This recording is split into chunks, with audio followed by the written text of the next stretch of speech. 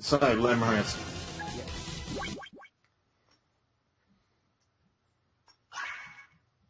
I don't know why this guy is even relevant now. Like, he was barely even relevant to begin with. What's he doing in this game, taking up a character slot?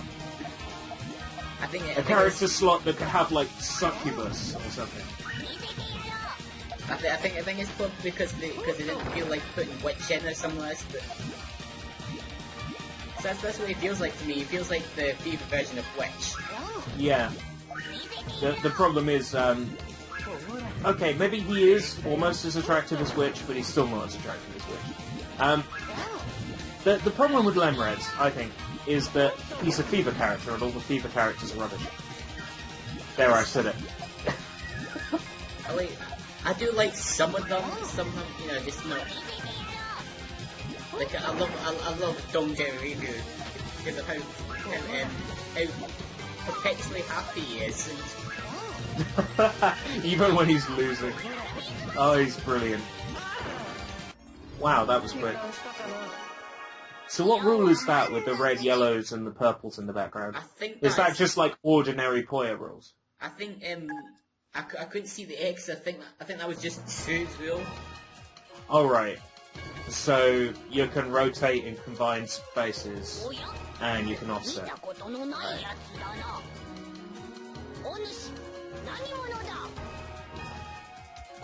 I'm so glad the sprites actually animate in this. I mean, how rubbish would it be if they were just standing still and they had no expressions, like, I don't know, like Puyo Pop on the GBA or something? Where, like, the characters don't animate at all. Or to a certain extent, Fever 1. At least they sort of, like, rotated a little bit. That's what I'm saying, to a certain extent, because we didn't... Yeah.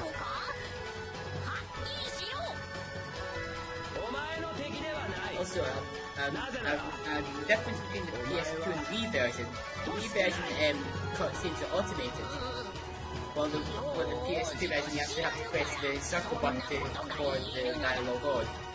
Interesting. Because, like, that's the kind of thing you wouldn't really think there would be much parity, but there is.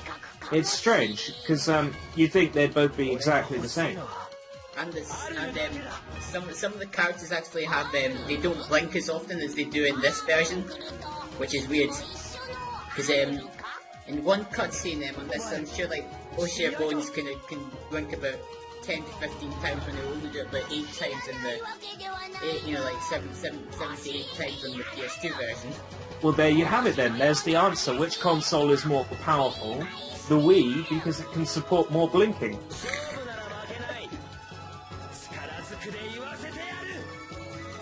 Oh, he's getting angry for some reason. Did Ocean Prince perchance call him a hentai wizard? It's accurate, is it not? Well, yes. This might be Sue rules. Why do I think so? The yellow icon as opposed to green on the menu. Green would definitely be number 1, like Puyo Puyo. And then 20th they bring in the Sun Rule, which I think should have been in this from the start. I'm not going to be happy until we get like another Puyo RPG. Like we could just get like RPG mode, just like as a match type. That would be so good. I miss like puzzle RPGs. Like there's very few of those sorts of things now. I think because most puzzle games are sort of Facebook integrated, or they're like Hexic, or like what's the name of the one that I played this year? Bejeweled 3. It's like they're just like single games with like modes and features. They're not like RPGs where you get equipment and it affects your ability to play the puzzle game. I miss games like that. That Puyo Quest is like the best version of those sorts of games that I've played. Outside of games like Puzzle Quest. Puzzle Quest was pretty good for that as well. Yeah. I still prefer the original version of the Warning of Puyo Puyo. Is that the one in the PC 98 version? Yeah, no, it wouldn't have even been PC 98. It would have been older than that, wouldn't it? No. PC 98. Yeah. Yeah, I tried playing that, but I couldn't get the keys to work properly. I was able to map it to a controller and it worked fine. Oh man, I need to do that. Because, like, it was horrible. I was having to press keys like Alt and play it with the numpad. It was horrible. It's like, who would set something up that way? I think that's how it was probably originally played like that's why. Oh man, that's awful. How did these cavemen appreciate such games with such terrible controls? I don't mean to call Japanese people who own PC 98 systems cavemen. That wasn't my intention. Okay, maybe it was just a little. Funny thing is, I bought myself a copy of Puyo Fever on the DS for 99p. Oh, nice. How much postage? No, it was in the shop in my local game centre. Oh, wow. It was only the cartridge. It's just the cartridge itself, but I wasn't. Yeah, still, that's not bad. Like 99p for a game, a good game as well. Yeah.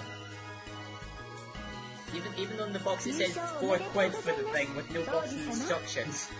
they just gave the person who still gave it to me for 99p and didn't ask about didn't complain about the price being £4 in the box.